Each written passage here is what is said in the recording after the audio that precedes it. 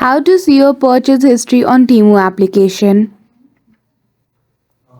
In this video, I will show you how can you easily view your purchase history of items that you have bought on Temu application.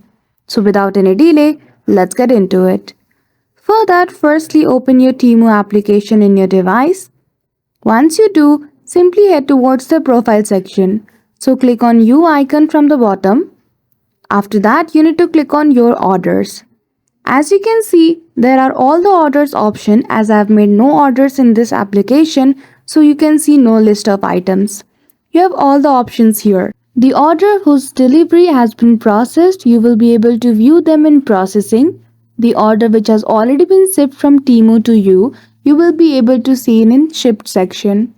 After that, we have the option of delivered. In this, you will be able to see the order and item which has already been delivered to you. Last is the return option. If you have made any return in Temu application, you will be able to see the detail of those items in return section. As a whole, if you want to see the item's history, you need to click on all orders. So that's it. That is how easily you can see your purchase history on Temu application. So I hope you found this video helpful. If you did, don't forget to give it a thumbs up and subscribe to our channel for such tutorial. Thank you for watching till the end.